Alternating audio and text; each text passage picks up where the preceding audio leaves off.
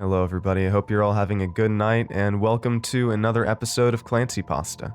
I've been meaning to get out a podcast the last few days, but life is, life's just gotten in the way, so I'm going to be putting out all the ones I have here in one longer video, and I hope you guys enjoy it. The first story tonight is about a roofer who has a very strange experience on the job. It's called The Scariest Thing That Happened to Me as a Roofer by Rick the Intern. The next one is about a group of friends who run into, we should say, just quite a strange situation while hiking in the woods. The story is called I Followed Some Mushrooms While Hiking, Now I'm Going to Die by JohnQuaroza. And the longest story of the night. And this one had a very, very journal, early creepypasta feel in a lot of ways. It felt very personally written, like something you'd actually find on a forum of some kind, or something like that. And it's called Mermaids Aren't What You Think They Are by Chesburger22.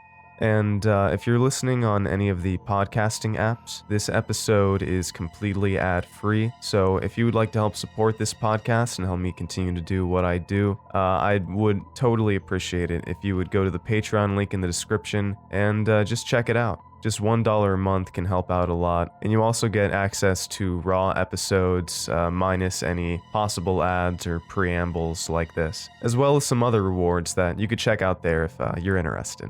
Also, if there's ever any story that you've written that you'd like me to check out and read, you can always email me at the business email in the description or post it to my subreddit. I've started reading those a lot more, so I would love to check out what you guys have written.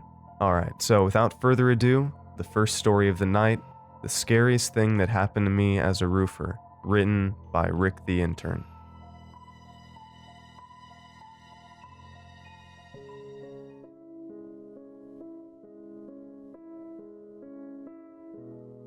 I worked as a roofer for about 3 years, removing and installing shingles, tiles, and other materials on the tops of buildings.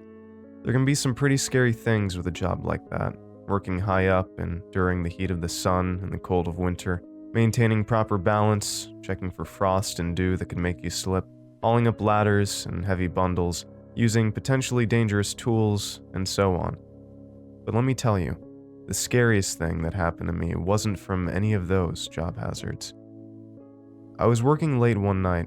We rarely worked past sunset, but there was a residential job we were behind on that needed completing by the following week. My boss liked to say with such customers that they'd leapt into his ear and were tickling his brain, they were calling and complaining so much. It was a Friday night, so none of my coworkers were up for working past the usual hours. But when my boss offered overtime pay, and as I had some unpaid bills and debt, I couldn't pass it up. We rarely worked alone with a job like that.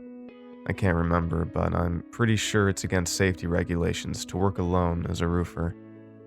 Well, there I was, installing shingle on a new 2-story home out in the country, working by myself on a property with lots of woodland and critters that I would have heard if I hadn't been making such racket.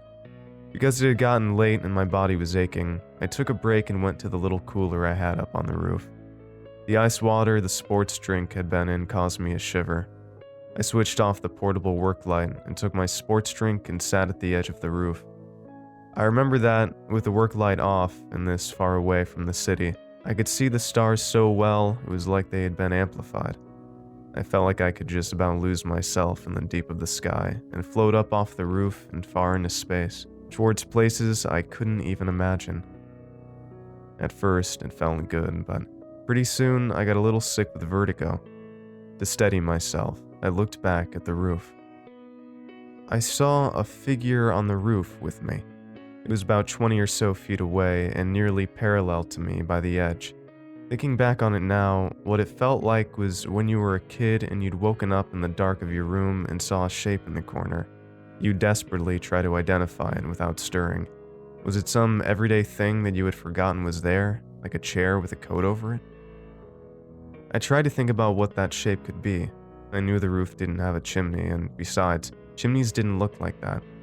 I thought about maybe it was a piece of tree or some other debris I hadn't noticed before. Maybe it was a curious animal that had crept up onto the roof now that the racket had died down, and the work light was out. Its shape was upright though, more like a person's, but there was something off about the proportions that made me believe it wasn't a person. I thought about how silly I'd feel once I switched the work light back on, so that's what I got ready to do. But after I'd wedged my sports drink in the roof gutter, watching that shape the whole time, and got ready to get up, and moved a little and spoke. "Nice view, isn't it? It only gets better." It was a strange voice. I couldn't tell if it belonged to a man or a woman, a child or an adult. "What are you, some kind of squatter?" I said.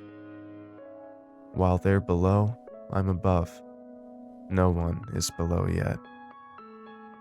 "So they aren't," I said, alternating between squinting at the figure in the darkness and in the direction of the work light.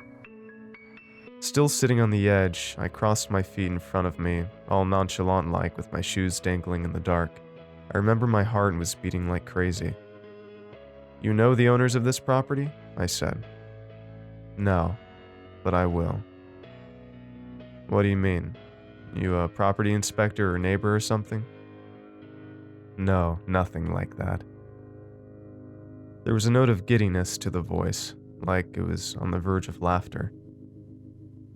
"Trespassing is a serious crime, you know." "I know." "I'm a pretty big guy. I did a little boxing and wrestling in high school, and I feel I can defend myself rather well in your average barroom brawl. But I felt physically threatened by whoever this was on the rooftop with me in a way I never had before. My vision was adjusting to the darkness and the starlight, and now I could tell that their height was pretty substantial. I'd done a lot of measuring with tape measures and eyeballing lengths and heights as a roofer, so I could say with confidence that guy was at least 7 feet tall, maybe taller. Big as they were, I marveled at how they'd gotten on the roof there with me without me noticing. At what point had they gotten on the roof? "Listen," I said. "If you want to just hang out and watch, that's fine by me. But if the owners knew about it, they'd probably raise Cain. You can watch me work for a little while, but then it's probably best to mosey on. You got a ride or anything? Need me to drive you anywhere?" "I'm not going anywhere." "Suit yourself," I said, anger beginning to rise beneath my fear and beneath my surface efforts at staying calm. "Don't really want to do this, but I'm going to have to make a phone call." Still sitting on the edge, I'd started to reach into my pocket for my cell. I got a swirl of something coming at me, and my vision must not have adjusted very well yet because the proportions were still off. It was like the hips were too narrow or the other parts too broad, and the head wasn't exactly the right shape. That thing jumped on me fast. I'm talking about fast. Long, heavy limbs wrapped around me from behind, squeezing me so tight I had trouble breathing. I wriggled and struggled and shifted my weight, aware that the wrong move could pitch me over the edge. Why the hell hadn't I gotten up? Why had I been so concerned with pretending to be unbothered? But I couldn't roll out of that hold, not even close. It felt like I was vice-gripped by some strength and material I'd not known about. I was shocked by that strength and spellbound by my own powerlessness. I wheezed. "Help!" I had no idea how close the nearest property was or how well my constrained voice would carry through the woods. Felt like it was crushing my damn bones and organs. I couldn't see its face because it was behind me, but I felt hot breath on my neck and could smell something that was like a mix between a rotted animal carcass and a scent or two from this sewage treatment facility I'd worked at for a short time. All foul and chemical. I'd long been one of those church-going folks who went through all the motions but didn't believe in much of it. I still don't know what I believe, but when I saw headlights coming up the dirt drive, a spasm of hope and faith shot up through me. I think that either the spasm or the headlights scared whoever it was away. The approaching truck belonged to my boss, coming to check on me. When he pulled up and got out to talk to me, he asked if I was getting sick because of the way I sounded. I said that I wasn't feeling too well, but that I probably just needed some rest, and asked to go home and report in early on Saturday. I'm pretty sure he must have caught something in my voice because he seemed really worried. He told me to take the weekend off and that they'd be alright finishing without me. I never told my boss what happened. It might seem strange, but I guess I was worried he'd think I was crazy. Before I had gotten in my truck that night, I did tell him to be careful that weekend, and that I'd heard some strange animal noises out in the woods. We've remained friends even though I quit working for him not long after that, and whenever he needs a favor, I usually jump at the opportunity. But I'm not sure who I owe or whether whoever was on the roof with me that night could have really been intimidated by the headlights of a car or by other people.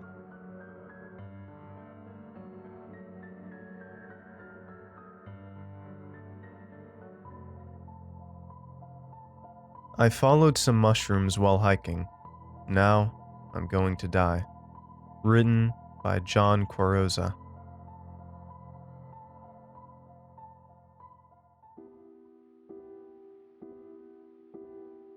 It all started with those damned mushrooms. They looked innocent enough, but they're the reason we're in this mess. We should have just kept walking. Anyways, I'll start from the beginning. My name's Ben. I graduated from the University of Wyoming at the top of my class last year. I've never been much of an outdoors person, but when my friends asked me to go hiking with them, I couldn't refuse. My best friend Todd convinced us to camp for a few nights. James, our mutual friend, and Sarah, an aspiring ecologist, both tagged along. On the day of the trip, we all packed ourselves into Todd's surprisingly small SUV and drove out to Bridger-Teton National Park. By the time we got there, it was almost noon. It was weird that nobody else was there, but we did appreciate having the entire place to ourselves. Our backpacks were heavy, but the scenery more than made up for it. As we hiked, Sarah pointed out different mosses, lichen, and something called Artemisia. After hiking for a few more miles, we found a clearing to have lunch in. After a delicious lunch of hot dogs and a sermon about littering from Sarah, we resumed our hike. James, the jock of the group, decided to walk off the trail. He convinced us that it was just harmless fun and that we wouldn't stray too far from the path. Todd complained, but when the rest of us walked off, he had no choice but to follow. We happened to cross a scenic route with a beautiful waterfall surrounded by lush emerald green vegetation. Deer drank from the clear waters and birds chirped from the trees. I pulled out my camera and began taking pictures while James took off his shirt and went for a swim. That's when we saw them, a clump of white mushrooms.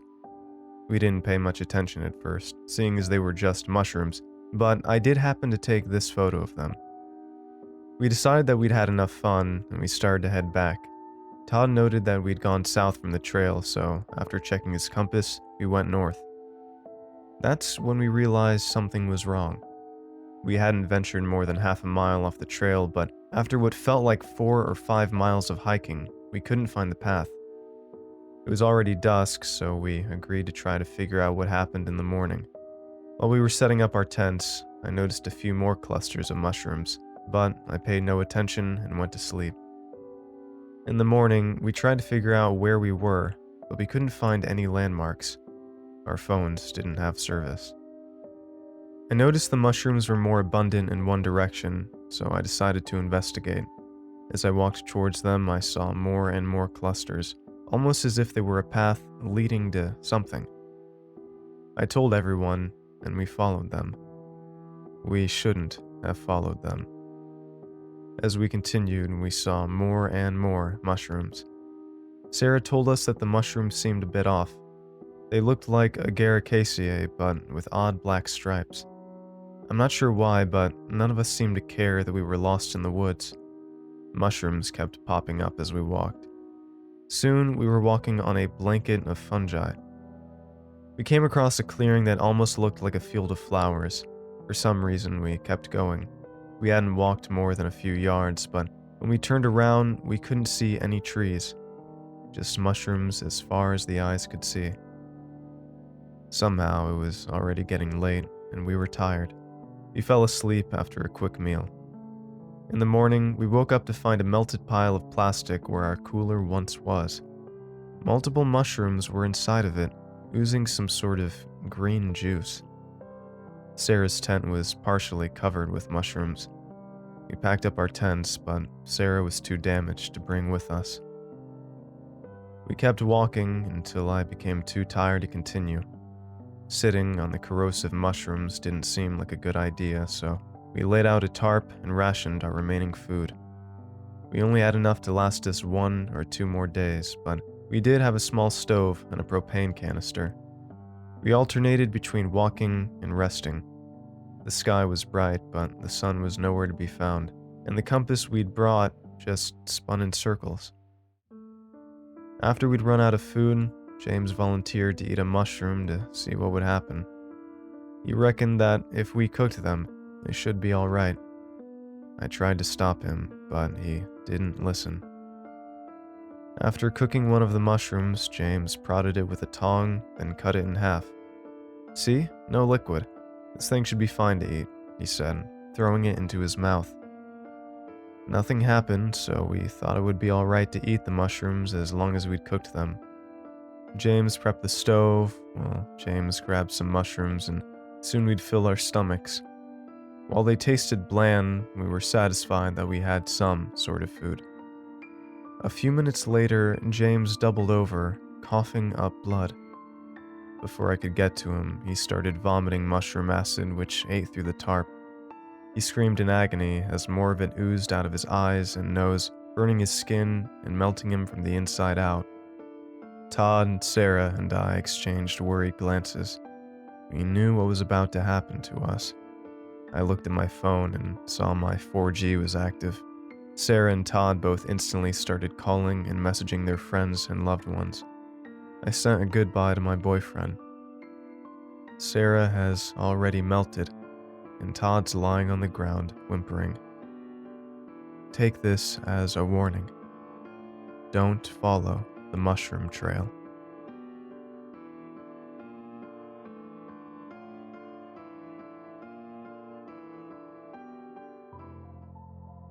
Mermaids Aren't What You Think They Are. Written by Chesburger22.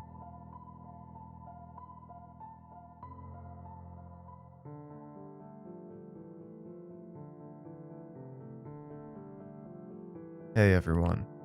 I am currently sitting in my room recalculating all the events that have happened. I can't believe I had to go through something like this.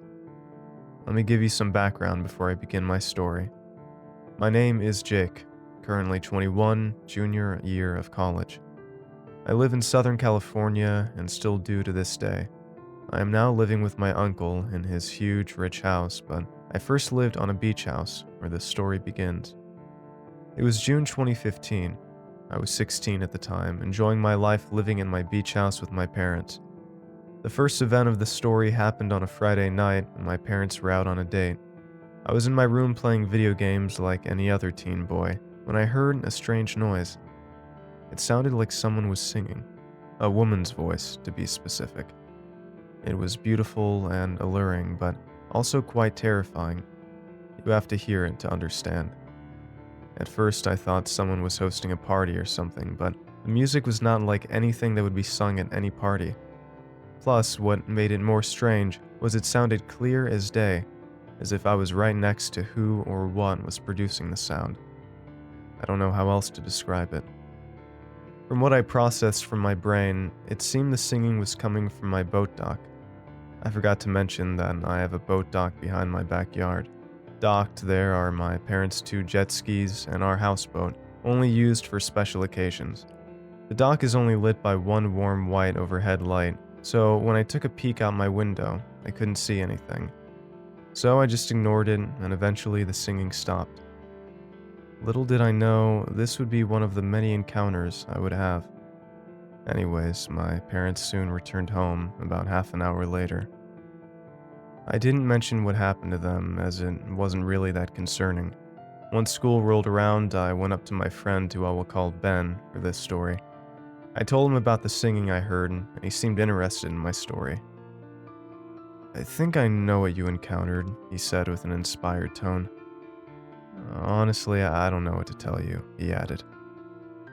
The school day went by as normal, and I returned home with no issues. I was still questioned about what that singing I heard could be, and I tried to listen to the singing when night arrived and recorded on my phone, but nothing came up. So I just went to bed, as I had nothing else to do. Next day at school was nothing special. At lunch, Ben and I met at a table to discuss more about the mystery of that singing I heard. At one point during our conversation, he told me what I possibly encountered the other night. Alright, I know this may sound crazy, but I think what you heard was a mermaid or siren. I was quite shocked by his bizarre possible answer. How? They don't exist, I questioned. I mean, I know mermaids are mythical creatures and sirens are mermaid-like creatures. Yes, I know they originated as bird-like women, but it changed for some reason. Also, I know there are the people who will say mermaids and sirens aren't the same, and you're correct, but they're practically the same thing. I just didn't think of a siren mermaid when I heard the singing.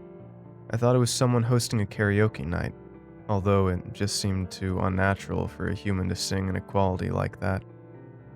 Nevertheless, he did have a point, as there have been many reports of people going missing near the Pacific Ocean. The school day is coming to an end, so we packed up all our school supplies and headed out. We both went our separate ways back to our houses, which we both lived in the same rich neighborhood, but he didn't have a beach house like me. Now I know I have to be careful if I were to encounter one of these supposed mermaids. It would be cool for me to discover them, but maybe not now. I should keep my distance. Anyways, fast forward to December and the melodic singing continued. I tried to find what is producing that wonderful noise, but no luck.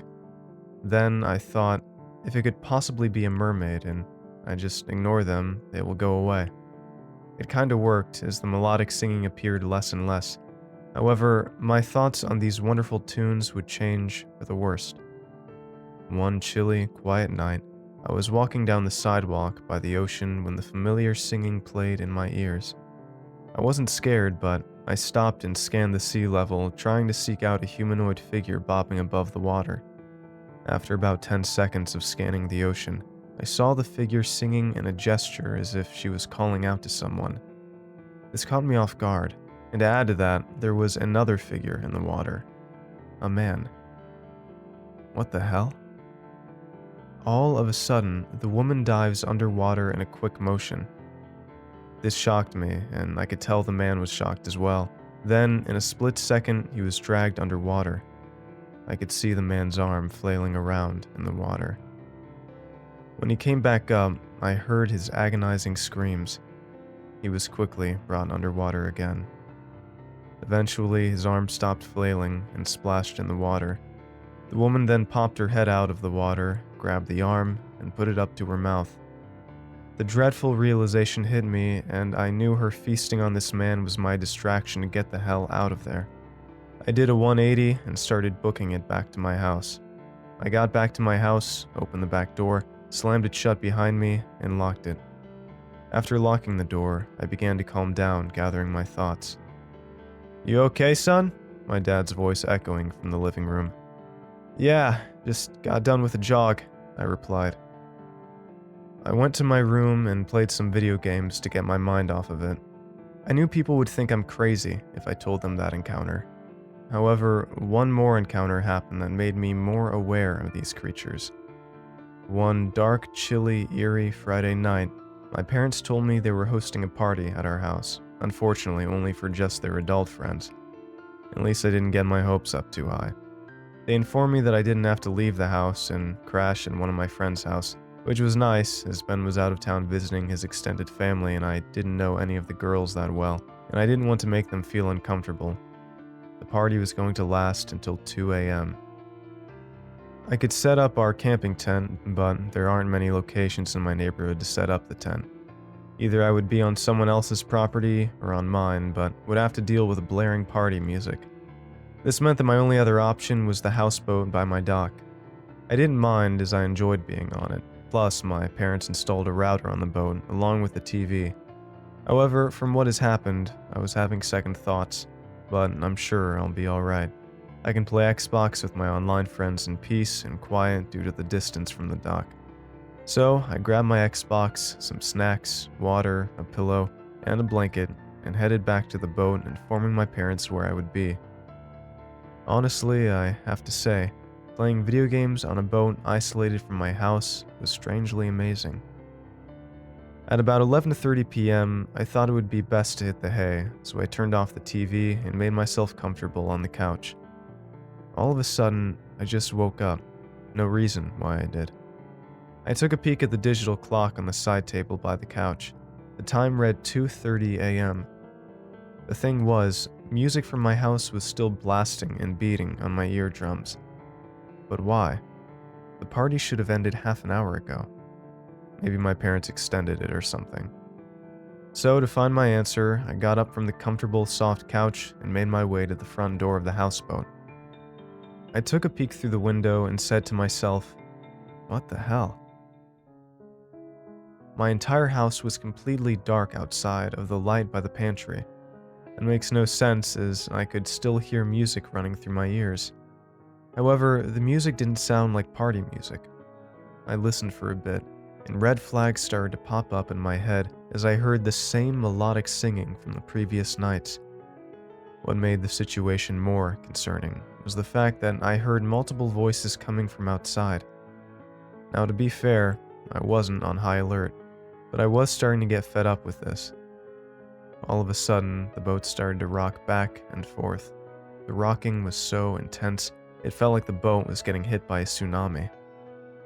However, there was no storm outside. It kept getting so intense, the boat started to submerge underwater. I was pissing my pants at this point. I got on the ground and hid behind the couch, even though it probably wasn't the smartest idea. Eventually, the rocking stopped a couple minutes later. The good news was nothing on the interior was damaged, although the boat looked like a dump. I couldn't tell if there was any exterior damage. I regained my composure when I heard giggling coming outside the boat. Anger took over my emotions and knew someone was messing with me. It couldn't be a human who caused the rocking, as a human can't cause that intense of a rocking. Unfortunately, I didn't have a weapon to show threat, so I decided to go outside and confront whoever was outside making that giggling. I shoved the front door of the boat open and walked out onto the lower deck. I couldn't see anything, and the giggling had all of a sudden ceased. Okay, that's it, I thought to myself. There was no way I could turn on the deck light from the outside, which, then again, I should have had second thoughts on staying inside and just looking out the front deck window. So the only thing I could think of doing was to grab my phone, bring up the camera, turn on the flash, and take a picture to only give my position away for a split second, not to take an actual picture. The front lower deck and a part of the ocean was lit up by the flash of my phone as the phone captured the image. After the picture was taken, what I saw for the briefest second was a bunch of human-sized fishtails in many colors and shapes in a scaly-like pattern. I froze in fear as I heard haunting giggling simultaneously, confirming there were multiple of these creatures. I quickly ran back into the houseboat, locked the door, and covered myself under my blankets like a kid trying to hide from the monster in their closet. The color was draining from my body, like if I was an ice cube melting. I stayed there stiff as a board until I fell asleep. I woke up to the orange dawn sunlight shining into the living room of the boat. The time was 8:15 a.m. from looking at the digital clock.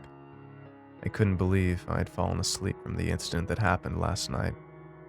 I was still a bit paranoid about what happened, so I decided to search the boat to see if anything was wrong. After about 5 minutes of looking around, as this wasn't that large of a houseboat, I found nothing out of the ordinary. I was starting to get pretty ravenous, so I left the boat and made my way back to my house. I opened the back door and was greeted by my parents sitting at our kitchen island sipping some coffee and my dad reading the newspaper. My mom heard me sliding the back door open and turned her head to look at me. "Good morning, Jake," she greeted in a cheerful voice. "You too, Mom," I replied back. "How was the party?" I asked.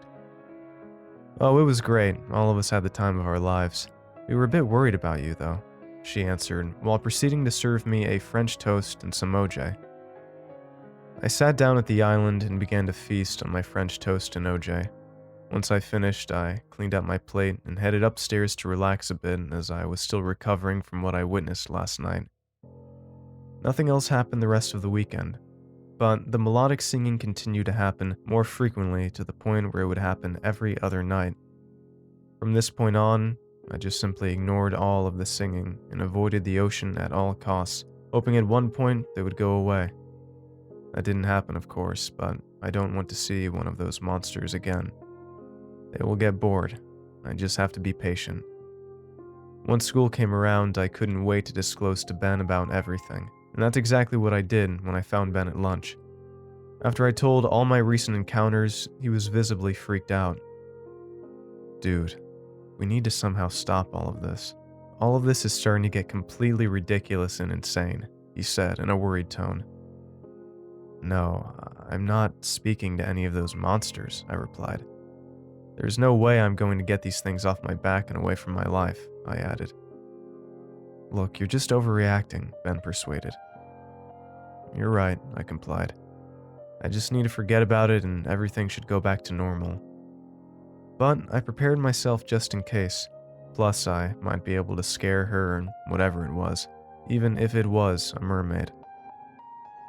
Another school day crossed the horizon again and had somewhat put the event that happened last weekend behind my back. What was strange was that I didn't see Ben throughout the entire school day. In fact, I didn't see him for the next few days. I tried contacting him multiple times, but he never responded. On Friday, he returned to school, but was different than he usually is. What I mean by that is, when I saw him, he was sitting alone on a bench. I went over to comfort him. Hey Ben, I said while approaching him. He turned to look at me and had this look of trauma in his eyes. Then I noticed he had a massive bandage around his right leg. Oh, I see you had an injury, I commented. Yeah, but it wasn't my fault, he responded. What do you mean? I asked in a curious and concerned voice. Well, let's just say you were right, he answered. I still didn't understand, but listened to his story. So, I was chilling in my house watching some Netflix when I heard a noise coming from my backyard. It sounded like someone was singing, but not like any singing voice I've ever heard. It was starting to get annoying after 3 minutes, so I had to find out who was singing. The voice was clearly human, but it didn't seem like a human that has the ability to sing in a high quality. So I went outside and began searching my backyard. Once I took a glance in my pool, I saw a humanoid figure bobbing up and down in my pool. Now, at first I was pretty angered by this, as someone was trespassing on my family's property, so I marched over to the figure and screamed, "Hey, what are you doing in my swimming pool?" The figure stopped singing and spun their head in my direction. As I got closer and closer to the pool, the figure was revealed to me more. I got to the pool deck and continued to scream at whoever this was to get off my property, when all of a sudden, I saw the figure's lower body. A human-sized fishtail. I tensed up in terror as I tried to make a mad dash for the back door, but the mermaid caught on and snatched my leg and dragged me into the pool. I frantically flailed around in the water, trying to escape, when I felt a sharp pain in my leg. I screamed so loud that it caught some attention. I saw my next-door neighbor turn on his bedroom light and saw him peeking through his window. His figure quickly ran away from his window. Another sharp pain pierced through my skin. I felt weak. I felt like I was going to die. Then I heard a gunshot echo from across the yard. An ear-piercing scream filled my ears. However, the grasp was loose on my leg and I was able to escape the pool and crawled onto my patio. I lay down on my back as I saw a figure spiriting off into the darkness after hopping over my fence. My next-door neighbor quickly came over to me and called 911. I was rushed over to the hospital, where I met my parents as they were hanging out with some of their friends. The sight of my parents made me feel so much better after what happened. When I saw my injury, I was horrified. It was some bite marks of what appeared to take the shape of sharp teeth. Not the size of a small fish, but not the size of a shark. I was bandaged and sat in the hospital for a couple days until I was released. Doctors said I was attacked by some large fish, but I believe it was a mermaid. I became terrified after hearing his story. How did she get to your pool? I thought they could only live in the ocean, I said in a confusing voice. Well, in some stories, they're able to travel on land by either shaving off their tails or shape-shifting their tails into human legs and act like humans. Many red flags were going off in my head. I can only imagine the possibilities of these creatures attacking the humans. We got through the rest of the school day with ease, and I decided to leave him alone to recover from his incident. It was all over the news in our community, but officials don't know what caused the bite marks. Ben didn't say his theory because he was worried that people would think he's insane. Fast forward a few weeks, and I was starting to forget about the incidents. Staying away from the ocean seemed to have worked. However, I could still hear the singing coming from outside. It was more terrifying whenever I went on nightly walks around my neighborhood. I would glance around my surroundings, making sure none of these creatures would sneak up behind me. Unfortunately, the incidents would start again, but thankfully this was the last one. So it all started with me walking down one of the blocks near my house. I was making my way back to the house when I was greeted by a group of figures standing on the sidewalk as if they were waiting for me after rounding an intersection. I stopped in my tracks, but not on high alert. The figures began moving towards me, which I can now recognize they were a group of women. I would say around in their 20s. They had sinister grins on their faces as if I was fresh steak. I was so confused about their weird behavior. They eventually came within personal space distance, and then they all stood still, stiff as a bunch of boards. Is something wrong?" I asked. All of a sudden, two of the women lunged at me. They grabbed me as I fell back onto the concrete. I regained my composure and saw all the women staring at me. They smiled with their teeth showing, which were very sharp and resembled the shape of fish teeth. A dreadful force hit me as I realized what was in front of me. They began to pull me down the street and towards the ocean. I knew what they were doing, and I will be a dead man when we reach the ocean. I don't know why.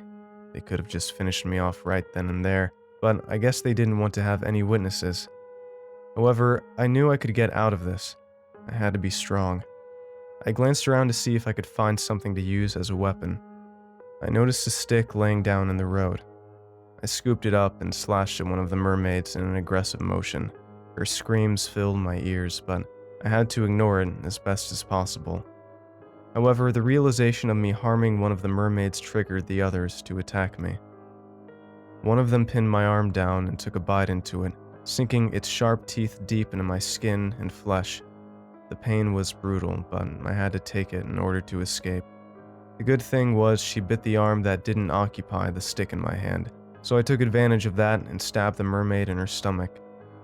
Her scream was worse than the one before. She let go of me, and with the distraction from the others, I was able to conquer their supernatural strength, rose to my feet, and bolted for my house. My left arm was dangling, but my life was all I cared about.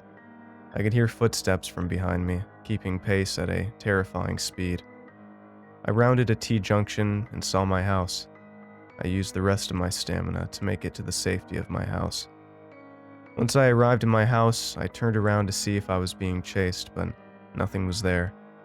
Then I heard the familiar singing off in the distance, but I knew better and quickly ran inside my house. At last, I felt safe. At this point, I was done with this whole supposed mermaid crap, so I finally dialed 911, which I should have done a long time ago. About 15 minutes later, 2 cop cars arrived at my house. It felt amazing hearing those blaring sirens traveling down the street, telling me I'm safe. I told everything to the cops, which felt like I was giving a high school graduation speech because of how much information I gave them. After I told the cops everything, they all gave me facial expressions as if they believed me. 2 of the cops then patrolled the neighborhood, while the other one stayed to ask me questions. 20 minutes later, the second cop comes back, and just my luck, nothing turns up. Everyone I informed them about were gone. They also didn't find anything that seemed odd. The cops thanked me for my statement. They got into their cars and left. I watched the lights disappear into the darkness of midnight as they rounded a corner. Once the cops were gone, I went to the bathroom and wrapped myself in a bandage. It actually was that bad of an injury because of my quick reaction, but it was still a good one. I should have called my parents first, but I guess I didn't think of that at the time. Afterwards, I crashed right into my bed.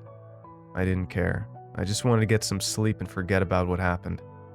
I had some trouble falling into a deep slumber as I was still recovering from this insane incident.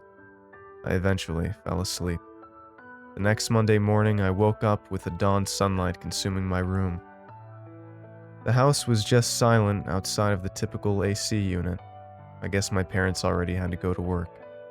My theory was soon confirmed when I saw a note on the counter. I made my breakfast, ate it, and hopped on the bus when it arrived at my block. I arrived at school and told Ben the whole incident, and he immediately felt sympathy for me. When I got home, my parents soon informed me that they were moving to a new house. It was near my uncle's mansion, but it didn't have enough room to support the three of us, as it was the only house that was available. During this time period, I was slowly but surely moving in with my uncle in his rich upstate mansion. I wanted to move up there for a long time, as the closeness to my parents was decreasing over the past few years. By the end of the school year, everything of mine was out of my beach house. The houseboat and jet skis are now stored in a private shed at a nearby public dock. Fast forward to today, it's been almost 5 years since the last incident, and I want that number to keep growing. Ben and I are still best friends to this day, and we both go to the same college. I've been able to go back to my normal life. I haven't mentioned a single thing about it to my parents, nor my uncle, as they probably think I'm insane. And that's pretty much it. I'm sitting here in my desk posting this story to see if someone has had a similar experience, though the chances of that are slim to none. So even though this may never happen, if you come across a melodic singing voice, stand your ground and be careful, because I'm telling you, mermaids aren't what you think they are. Disney has lied to you.